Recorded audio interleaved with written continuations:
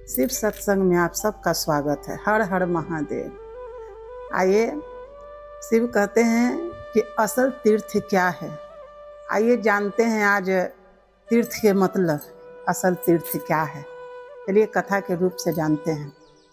सबसे पहले एक गांव में दो मित्र रहते थे। दो मित्र सलाह किए कि हम दोनों को तीर्थ पर चलना चाहिए, लेकिन जिनके घर वाले थे, एक के कहे सहमति दे दिए कि हाँ जाओ, दूसरे को कहे कि क्या तीर्थ करना, घर में ही तीर्थ करो ना, घर में ही असल तीर्थ है। पैसा के भी अभाव है और कुछ दिक्कत की वजह से नहीं जा सकते हैं, तो इसीलिए मना कर रहे थे कि मत जाओ। लेकिन अब मित्र के बात है, मित्र के बात कैसे टाले आदमी। है कि नहीं पिताजी, हमको जाने दीजिए, हमारा मित्र ने कहा है तो जाने दीजिए। ये ठीक है, जाओ। दोनों मित्र घर से जो होता है अपना लेके निकल पड़े। तीर्थ के रास्ते में गंगा स्नान किए। गंगा स्नान करके उसके बाद जल लेके तीर्थ यात्रा पर निकले। जाते जाते जाते जाते जाते जाते जाते रास्ता में एक वृद्ध व्यक्ति बीमार पड़ा हुआ मिला। उसको देखे कि बहुत तड़प रहा है, उसको दवा की ज़रूरत था, भोजन का ज़रूरत था, सहारा की ज़रूरत था। एक मित्र कहा कि मित्र, इनको छोड़ के कैसे जा सकते हैं आगे, क्या हमारे भगवान पूजा स्वीकार करेंगे? तो दूसरा मित्र कहा कि देखो मित्र, हम घर से निकले हैं तीर्थ पर जाने के लिए, ऐसे ऐसे रास्ता में बहुत मिलेंगे, तो क्या हम अपना समय गंवा दें? जो मुहूर्त में हमको भगवान से दर्शन करना है वो मुहूर्त निकल जाएगा, हम तो जाएंगे। एक मित्र कहा कि ठीक है भाई, अगर तुमको जाना है तो तुम जाओ, लेकिन हम नहीं जाएंगे, हम इनको यहाँ रह के सेवा करेंगे, चाहे जो हो जाए। कि ठीक है। एक मित्र चला गया और दूसरे मित्र जो पैसा तीर्थ के लिए ले गया था, उस पैसे से दवा लाया, खाना लाया, उनको सेवा किया। जब 24 घंटा उनको सेवा में रहे और 24 घंटा हुआ तो सुबह उठे तो एक करुणा भरी आँखों से वृद्ध व्यक्ति उस आदमी को देख रहे थे। बोले कि क्या देख रहे हैं बाबा? बोले कि नहीं बेटा, तुम तो तीर्थ पर जा रहा था और सारा पैसा और अन्न जो लाया था और अपना समय सब हमने ख़त्म कर दिया, फिर आगे तीर्थ पर कैसे जाओगे? ये कोई बात नहीं है बाबा, तीर्थ क्या है, आज नहीं किए तो कल कर लेंगे, फिर कभी पैसा होगा तो कर लेंगे। कि वाह बेटा, तुम्हारे जैसा अगर सबको विचार हो जाए तो किसी को दुख भोगना नहीं पड़ेगा। असल दुख के कारण खुद इंसान अपना ही होता है। क्या बात है बाबा, आप ऐसे क्यों बोल रहे हैं? तो नहीं बेटा, जो दूसरों के लिए जिसका मन धड़कता है, दिल धड़कता है, वही सच्चा इंसान है, वही सच्चा भक्त है और उसी के पास सच्चा तीर्थ है। कैसे बाबा? तो ठीक है, अभी कुछ नहीं बताएंगे, लेकिन कल जब तुम्हारे मित्र जब तीर्थ करके भगवान से दर्शन करके तुम्हारे पास आएगा, उसी से पूछना। ठीक है बाबा।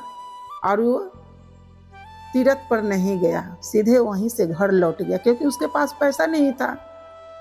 जब दोनों मित्र इकट्ठा हुए, बोले कि हम तो बहुत अगरा रहा था, जो तीर्थ पर गया, जल ढारा, पूजा किया, बोले कि हम तो एकदम जीवन सफल हो गया कि हम तीर्थ करके, लेकिन तुम तो, तुम्हारे भाग्य में ही नहीं था तीर्थ। देखो, घर से तो कह कर निकल के गया था कि हम तीर्थ पर जा रहे हैं, लेकिन तुम रास्ते में ही रह गया, सारा पैसा खत्म हो गया और समय भी खत्म हो गया।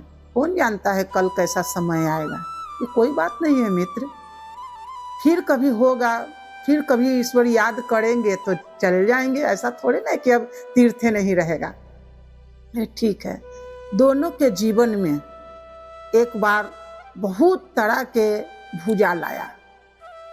जो दूसरों को सेवा करने वाला था मित्र, उसके जीवन में उसी संकट से जूझ रहे, उसको कुछ एहसास नहीं होता था, जैसे है वैसे ही वो रहता था। लेकिन जो तीर्थ पर गया, उसका मन एकदम विचलित, खूब रोता था, खूब मतलब अपने मित्र से अपने समय का, अपना दिन का शिकायत करता था कि देखो मित्र, हम इतना तीर्थ करते हैं, इतना भगवान के पूजा करते हैं, पाठ करते हैं, फिर भी हमारे जीवन में कितना कष्ट है।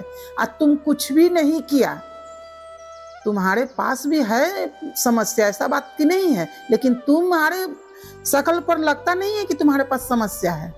यही तो बात है मित्र, कि जो सच्चा तीर्थ होता है वो समझता ही नहीं है इंसान, और जो झूठा है उसी के पीछे दौड़ते रहता है। तो सच्चा तीर्थ क्या है मित्र? तो सच्चा तीर्थ यही है कि जो सामने आ गया, जो दीन दुखिया है, उसको सेवा न करके, घर में माता पिता है उसको सेवा न करके, जो जीव, किसी भी जीव, अपना हो या पराया, कोई अगर दुखी है उसका सेवा न करके हम तीर्थ पर जाएंगे तो क्या मेरा तीर्थ सफल होगा?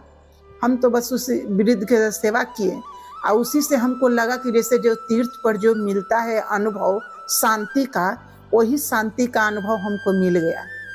हालांकि ये तो बहुत बढ़िया है, तब आदमी काहे उतना दूर तीर्थ जाने का ये मतलब नहीं है कि हम मना कर रहे हैं कि तीर्थ नहीं जाइए, तीर्थ जाइए, लेकिन समझ लीजिए कि असल तीर्थ क्या है।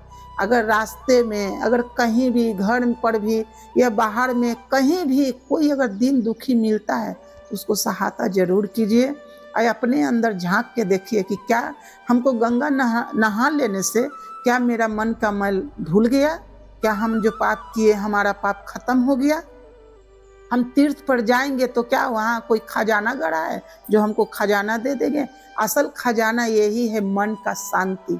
मन में अगर शांति है तो हमें घर बैठल ही तीर्थ होगा रोज। अगर मन में शांति नहीं है तो बेकार है तीर्थ, बेकार है धाम, क्यों जाना।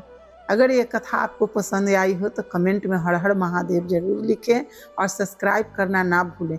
कल जो आपसे सवाल किए थे कि महादेव महादेव बैल पर सवार क्यों हैं, उनको 4 पैर है, तो आइए जानते हैं क्या है। आप लोग तो कुछ लिखे नहीं। तो पहला पैर है दया का, और दूसरा पैर है दान का, और तीसरा पैर है तपस्या का, और चौथा पैर है क्षमा का। महादेव हम लोग को ये सिखाते हैं, महादेव बैल खाली सवारी नहीं है, सवारी और कहे नहीं कोई सवारी पर सवार हुए हैं, बैल पर ही क्यों सवार हुए? इसलिए कि मानव को दिखाना चाहते हैं कि ये दया, दान, तपस्या, क्षमा अगर ये तुम्हारे पास आ जाए तो इस पर तुम सवार हो के तू कहीं भी जा सकता है। दया होगा तो आप दान कीजिएगा, दान कीजिएगा तो दूसरे के प्रति जो पीड़ा है वो आपको अनुभव होगा। और तपस्या क्या, जो हमारे पास नहीं है, जो है उसमें ही हम संतुष्ट रहेंगे, यही तपस्या है। दूसरों को धन देके, दूसरों को इज्जत देके, दूसरों को मान प्रतिष्ठा देके अपने आप में जलन नहीं होगा। और क्षमा, किसी से भी अगर कोई ऐसा बात हो जाता है, कोई क्रोध में कुछ बोल देता है, किसी से लड़ाई झगड़ा हो जाता है, तो उसको क्षमा करने के लिए सीखिए, क्योंकि हमारे महादेव का नाम भोलेनाथ भी है। वो कितना बड़ा बड़ा राक्षस उनसे वरदान ले लेता है और लेके उन्हीं पर आक्रमण कर देता है, लेकिन उसको भी वो क्षमा कर देते हैं। इसी तरह से हम लोग को क्षमा करना सीखना चाहिए। हर हर महादेव। ये नया आपसे एक सवाल पूछ रहे हैं, क्या आप जानते हैं महादेव के सिर में जटा क्यों है? आप ये जवाब मालूम है, सवाल मालूम है तो जवाब दीजिएगा लिख के। अगर मालूम नहीं है तो कल हम जवाब देंगे, अगले वीडियो में बने रहिए।